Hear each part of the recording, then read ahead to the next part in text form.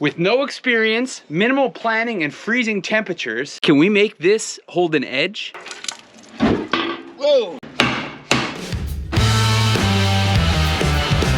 This is a Spruce Stuffer YouTube channel, and we're fixing to heat treat metal with fire.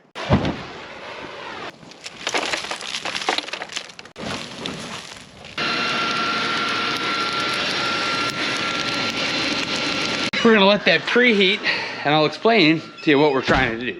So I've got a little experiment cooked up that has the shape of a knife edge, but in its current state, a little too soft. So with limited internet research and a couple tutorials, I thought we could heat it. We don't have to beat it. It's already the right shape. And quench it in Mother Nature's nectar there. The old health food oil. Would you believe we're only a minute into the video and we've already hit our first problem? Moisture content in the wood is too high. According to me, temperature gun was bouncing all over the place between 1500 and 1200. So take that for what it's worth. We're gonna make a quick trip to the hardware store, get a couple bags of charcoal. It just needed to dry out first. You see this white stuff? That's snow. I put a piece of tin under though, so that's gotta do something. Contained, up off the ground, blower, some charcoal. It's gotta do something. All right, provisions procured. Of course, I got 2 bags just in case, because, you know, trip to town ain't free, but you know, sometimes just having lunch is the best strategy. So I gave this a minute to dry. We were struggling with the moisture. I've seen guys do this on TV in the middle of nowhere, and man, the struggle must be real, because I've got a blower and I've got gasoline and I got it all, and it's rough going. So got her all dried out. 2 stacks of wood on either side. I loaded it up before I went into the house for a bite. And what it's done nicely, we got a measuring device here. So we got in the neighborhood of 600, almost 650 degrees still, just inside that cinder block. I filled the bottom of it full of rocks to keep it up out of the moisture, and I think, gentlemen, that's the ticket. I'll tell you what, this smoke is atrocious. You know, this is the first time in my adult life that I have ever bought charcoal, and I got real scientific about it. I divided price by the weight of the bag and picked the cheapest one. Hank Hill would be so disappointed with us using this charcoal. Now, I think to light it, I think you just go like that. That seems right. Now, it goes without saying, if you're not a trained professional, then don't do that. So the goal will be to achieve 1500 degrees. We're gonna heat it, and then you let it cool off in the open air to normalize the steel, take the stresses out of it. Then we'll heat it back up to 1500 degrees and quench her in the canola oil. So you bring it back up to about 450 and then let it cool, and should achieve a pretty decent Rockwell hardness. I'm hoping towards 58 or 60 Rockwell, but right now it's soft as butter, so. I think we got her to catch. We just need a little Toro horsepower. I got a test piece. You can't really go wrong. I guess you could warp it, but our pieces are 3/8 of an inch thick, so I think thin knives are the concern. A lot of knife making content on the internet there. YouTube chock full of blacksmiths. I hope I'm not offending somebody right now. Get her up to that 1500 degrees. Do I have something that will tell you what the temperature is? No, I did look into it.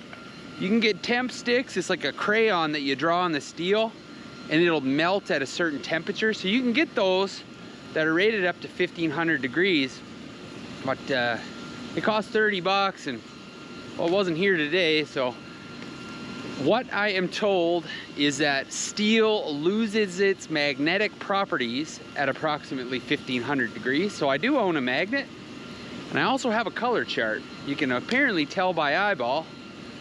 And we'll also just go with the theory, good enough for the girls, we go with. The proof will be in the pudding. It'll either be hard or it won't.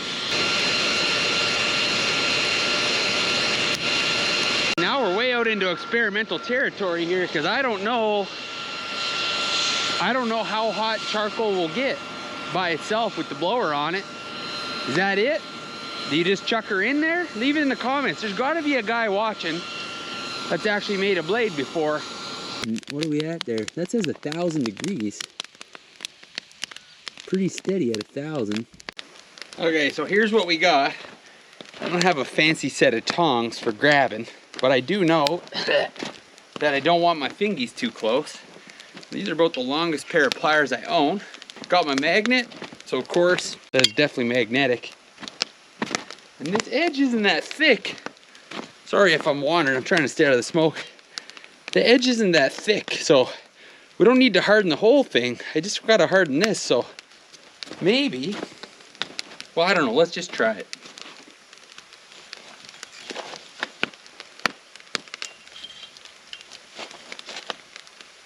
Get right down in there.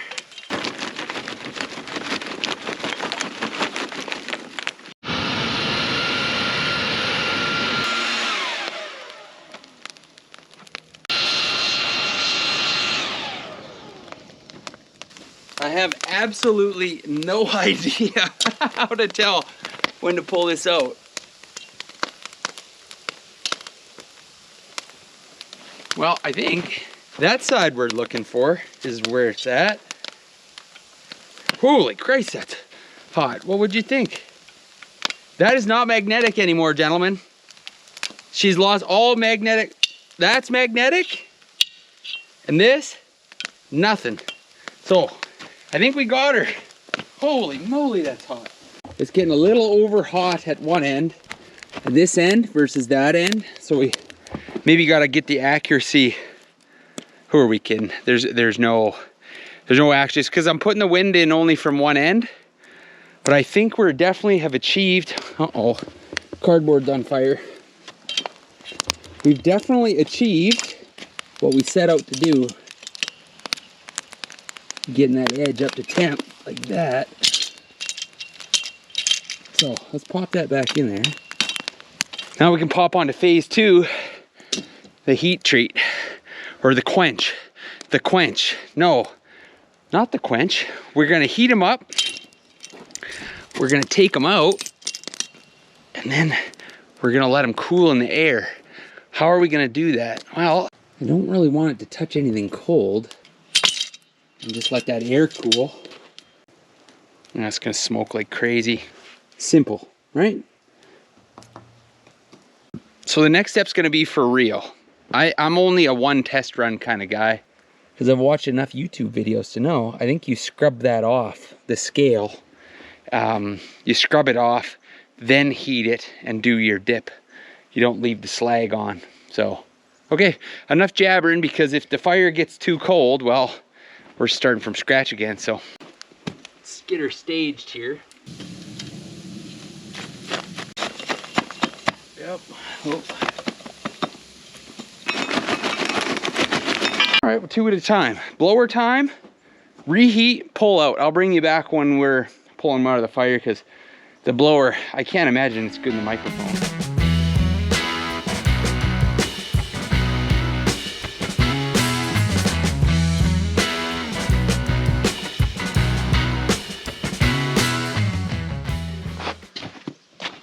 What I underestimated would be how hard it is to tell what color things are when they're in the flame, because everything looks hot.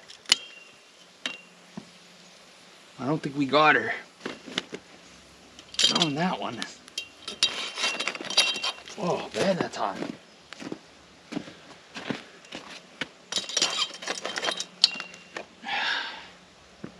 I'd say 50% on that one. Turn them around.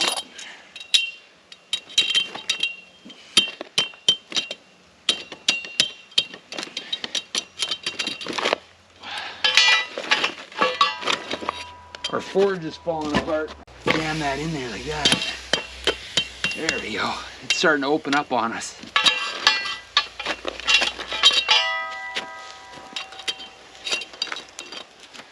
A little more heat.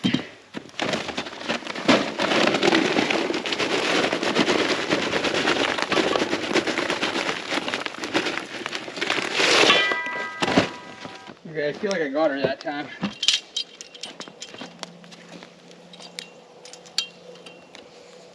Oh yeah. Where's that magnet?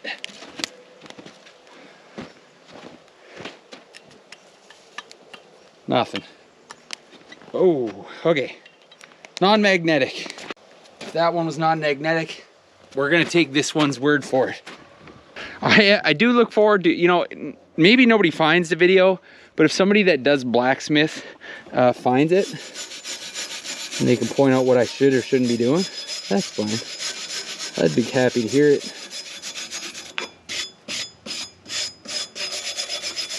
I think you want to get all that off of there. Well, it's pretty warm.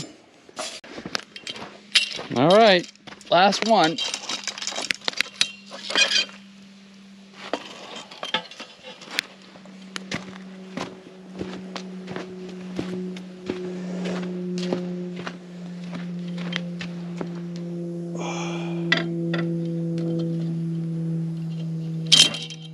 Should be good. Setting it on this cold vise, I think, allowed that steel to pull. Definitely kind of sucked the heat out of that one spot. That was a mistake. Okay, the first batch have cooled off. So assuming that that's correct, they're now normalized. Now the next part of the puzzle, what's been explained through my research, is that the canola oil will quench this 5160 to the desired hardness with no ill effects if done properly, and ideally if it is heated to 130 degrees prior to the quench. So I was real tempted to just chuck her in as is at room temperature, but then I thought, where's the fun in that? So we're gonna pour some oil out of the jug into this barrel, and then we're gonna set the barrel over top of the coals, and then we're gonna use the temp gun. You see where I'm going with this? And they say you wanna cut her in like a knife. Minimize the air bubbles. Do the quench, good 10-15 seconds. Watch that it don't flash up and get you. Whoa! That charcoal is roughly 500 degrees still. That's probably too hot, to be honest. Anyways, we'll see. We'll see how this goes. I wish I had a smaller container, to be honest. This barrel's huge. All right, well, we broke the seal. Costco won't take it back now. Gentle. This container is way too big. Oh well.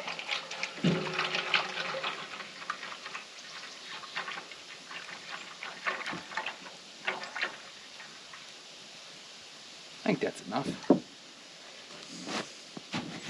About that deep, so that's pretty well enough to get the whole thing. We're only hardening the one edge, so.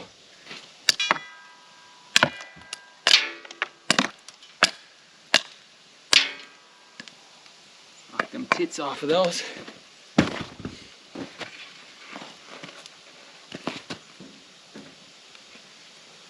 There, what could go wrong? It's just a big vat of greasy oil on top of 2 round logs. I don't see any problem. It's pretty stable. It's about 45 degrees right now. I gotta up her by about 100 degrees, so that'll take a minute. Those are cooling off. This is heating up. I think it'll be perfect harmony. Are you like me? I tend to muck with things, you know, when it should. I always use the scenario, you know, when you're trying to get a bolt off in a real obnoxious spot, and you know if you just keep turning it that 1/8 of a turn at a time with your fingertips, eventually you will get there. But you'll muck with it and try different things, and it takes 3 times as long, but you felt like you tried harder. That's what I'm talking about. I'm just inclined to fidget. Not with hot oil. That charcoal's reading 1200 degrees under there. That'll get us somewhere in a hurry. All right, while we wait for the oil, and yeah, the soup mix was involved. Cut up a little firewood this morning. That one's pretty warm still, but cooled off to the touch. Little warpage. It's because I set them on that vise. that was a mistake on my part. That worked really good. Getting all that off of there, kind of nasty. All right. Rinse and repeat. Oh, I better check that oil. All right, viewers, we've just surpassed 130 degrees. I've got a real fancy stand for it here when it's ready. Better get some gloves. Just want you guys to take in how dirty of an experience this is. Everything stinks, including the whole neighborhood. Tends to be a schmucky process. You know what I find quite interesting? That charcoal down in the bottom of that is holding at about 1,000 degrees Fahrenheit. With no wind, just sitting there. So it is a pretty incredible substance once you get yourself a bag of actually dry, proper material. How hot is this?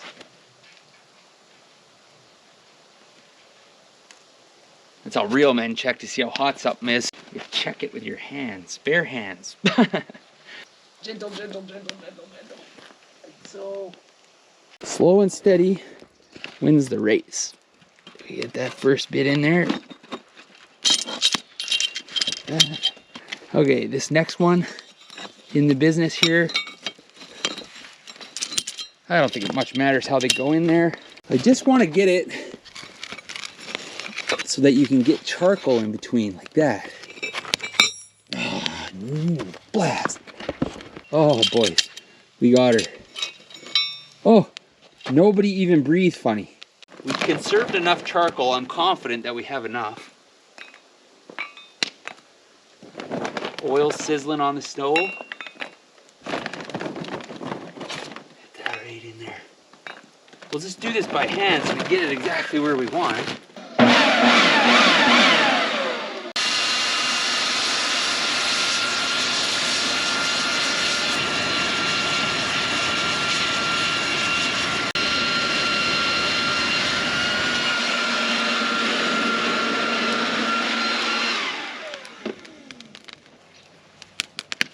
Nope, not good enough.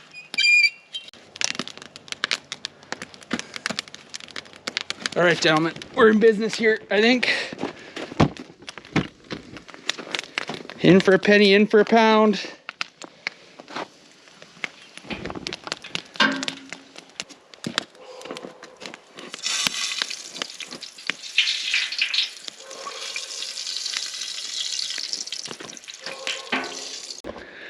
Last two, all of the charcoal. Did a file test here. This is the original sample.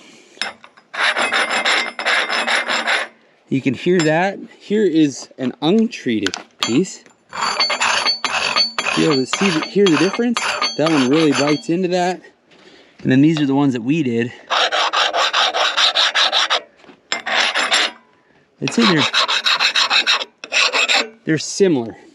I am gonna say that we achieved, I'd say, a very similar hardness to the original material. The original material was done in a proper flame hardening machine, so much more controlled environment, gas torches, and not just out in the backyard. So for prototype, these are prototypes, and you'll see later on kind of what they come to be. But these are just prototype, so the edge is not gonna be ideal, obviously. We're doing it this style, but proof of concept before commitment of buying better tools. If a guy had a small forge, then you'd be right on the money. I mean, this is fun, but it's not sustainable, you know? So we're gonna do the last ones. Another thing that this seems obvious now, and you guys probably knew as you were watching, that I worried about it too much. We're pretty good now. That needs to cool off. I was so worried about us losing temperature on our oil from the ambient temp. What really came to catch us in the butt is you're putting a piece of 1500 degree steel in it. It's like, got hot. I'd like them a little bit hotter than the first two, But it's good to have a control. So we have the originals, we have the first quench, the second quench. There's smoke everywhere, friends. You can't escape it. Whew, I'll tell you what, my wife came back with groceries and I got within about 20 feet of her and she said, you stink. If anybody's in the market, coming soon to Marketplace, slightly used canola oil. Yeah, all right, we got that. That's got a way more heat in it this time. I'm much more confident. The oil is heated to it's dropped down to just a hair above 130. I'm gonna hit this with the blower, a snicker, because we don't want warpage, but just gonna hit this with a little more heat and then we'll quench them. Okay. Ready, set, go.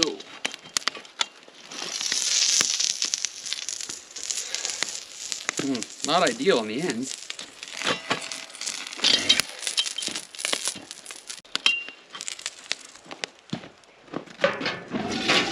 Whoa. Jeez Louise. Did you see that? That was definitely hotter that time. Whoa.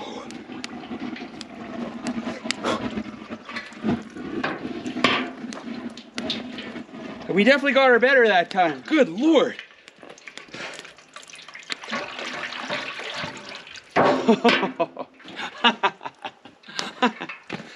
Holy Mike, holy moly, that.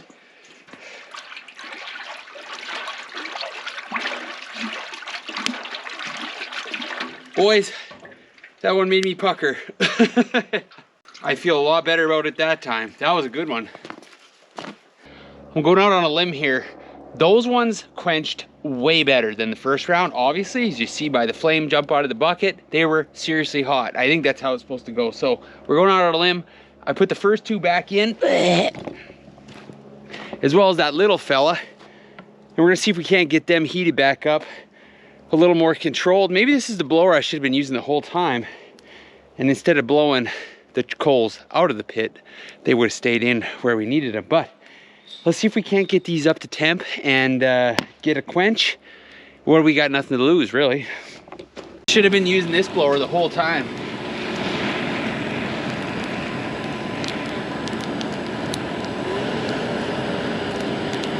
And you won't go deaf with it. That's also nice.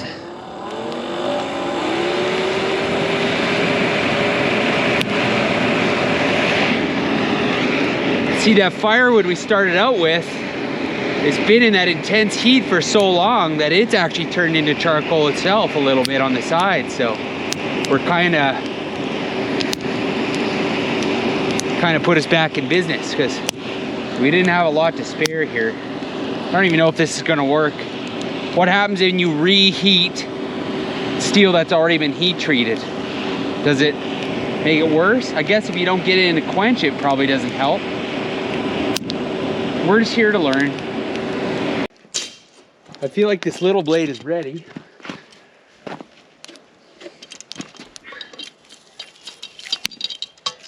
See if we can't dig her out. Oh, she is piping hot. See that, friends? Much better. Wish me luck.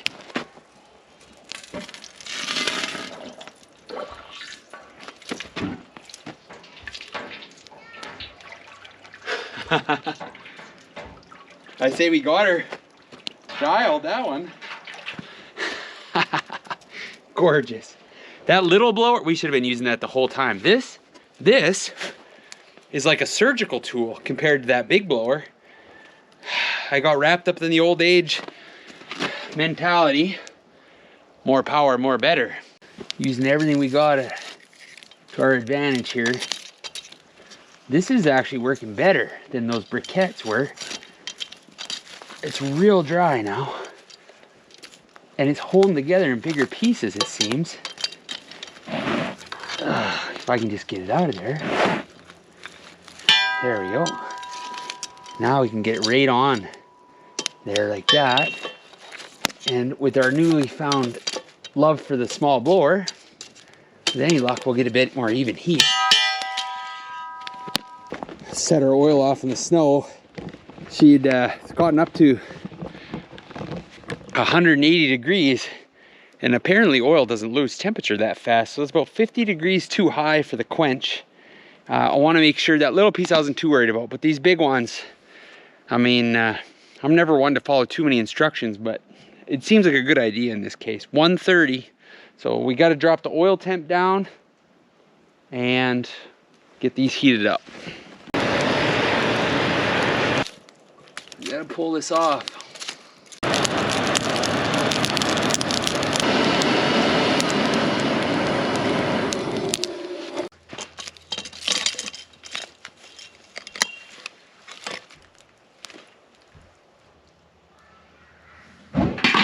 Whoa.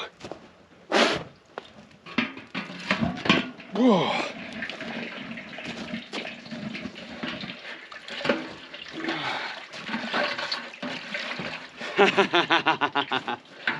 Safe to say, well, I don't know if we got her. Oh, the little one's in there. No, we did it already. We already did it. The little one's over there. Oh man, I'll tell you, my jacket is crusty on the sleeves for some reason. That was awesome. Good morning, my friends. Isn't that a messy experience yesterday? Who's in the mood for some barbecue? Now, to get the durability back of the blade, we gotta do a little temperature check here. We need to bring them up to roughly 300, 350 degrees. 10 o'clock, 2 hours. So by noon, which is perfect time, we'll stop for lunch. These will be done cooking. Now, the theory here is I thought I'd go like this. The same cooling racks that we used for the quench, to keep these off the direct heat. Bloody sharp, those things. There's 1, 2, 3, 4, bingo, a bango. Why the barbecue? It's not in the house. The oven in the house, but I'm assuming, I don't know. I guess it'd be like seasoning in a cast iron pan, but you know, the entertainment value is better this way. The reveal and the temp. 350, 350, 327, 300. All right.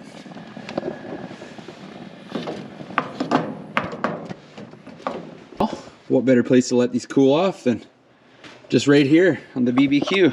Well, I'll tell you, it's a good thing we did that yesterday and not today. I don't know if the camera's picking that up, but that is what they're calling a heavy snowfall warning. What does that mean? A little seat time in the Kubota. Well, how did we turn out here? I'll tell you the first thing I noticed. It makes the metal kind of gross. It's, you know when you're in charge of making dinner and you maybe got a little sidetracked and forgot something in the oven on a metal pan? That's what it reminds me of. Baked on there real good, that canola oil. So I think first up, we'll just scrub all the schmoo off of it. Maybe a scrub, look at that. Good thing I never put any tools away. Just get all this off. All right, well, I've got all the goo off, and I'll tell you, it leaves a wonderfully pleasant pattern on the whole piece of steel. What was once a very boring item is quite fetching to the eye. So the edge does need a little attention. It's not, it's actually very sharp. I was gonna say it's not very sharp, but just on the edges here need to be brought back into shape. So with the belt sander, I'm gonna go ahead and touch that up.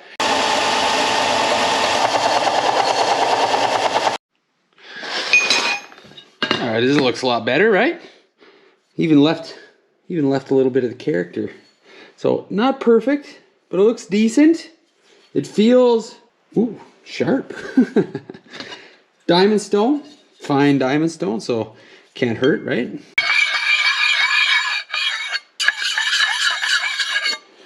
What do people like to see? They like to see it, that it, my hair is pretty fine, so There you go. I don't know if you can see. Yeah, there you go. You can see the burr. We'll blow it away. Pooh! Gone. Now, as I was going to do that shot that you see everyone do on YouTube, God, why do I want a bald? And I did a test run too before I filmed it. Now I have 2 bald patches on my arm. Good Lord. I'll tell you, I did. Bear with me. Bear with me. I have a point. There we go. I did take a file, right? And, well, I won't be able to show you on camera, but listen, listen.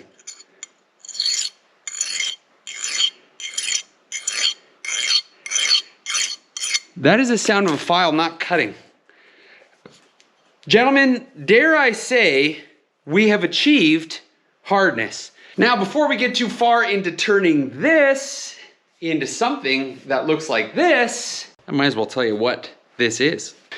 We're gonna have a crack at making the steel to make a tool as old as time, the draw knife. I thought it'd be fun to have a go at making the edge ourselves.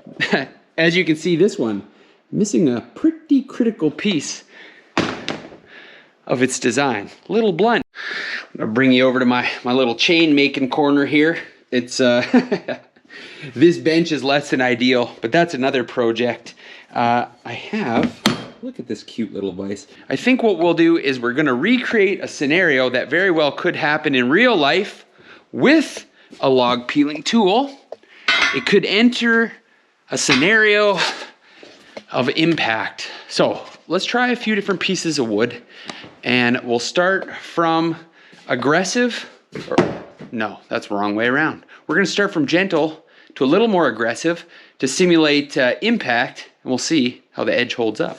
So right now, like, it is absolutely pristine. And of course, it is pristine because we haven't hit it with anything. Okay, let's move to impact. I chose a piece of plywood because it's actually pretty hard material with the glue and all that sort of thing. I'm not worried about soft woods. You know, if you're just peeling logs and it's soft, that's fine. But if we were to encounter a knot or something, that's harder. So let's just give it a little.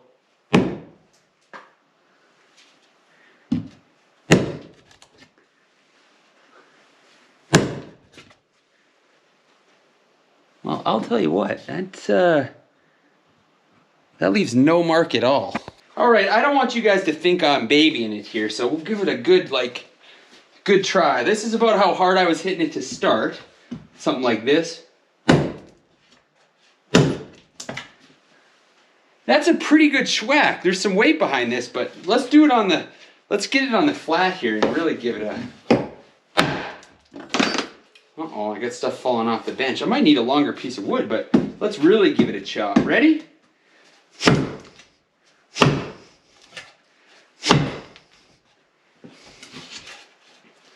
It's right in there, like that.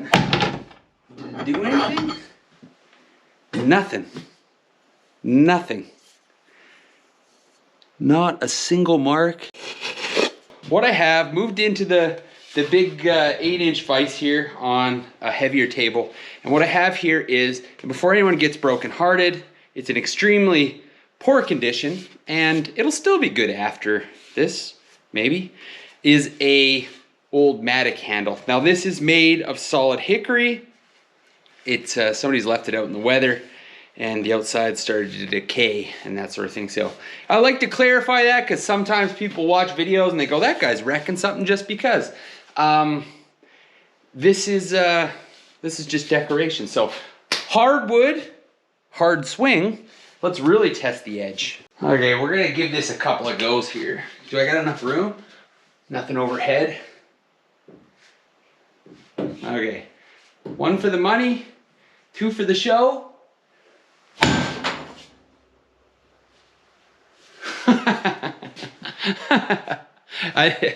That was a good swing. All right, well, let's do it a couple times. I mean, one time lucky, right? If we do it multiple times, then we'll really be cooking with gas. I've got it blocked underneath so it's not falling down, taking the full impact. Okay, 3, 2, 1.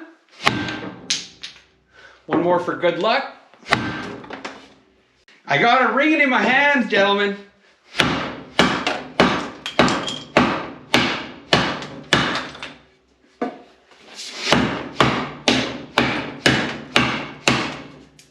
You show me a guy that is gonna wield a draw knife into that kind of abuse, hanging onto the tool, I'll tell you what, not gonna happen. All right, let's have a look here. First observations. It's gonna be hard to see. The GoPro, not the best for detail, but nothing. Yeah, not even blunted, to be honest. Razor sharp, hard as a rock. Well, harder than a rock, obviously. Hard as hardened steel.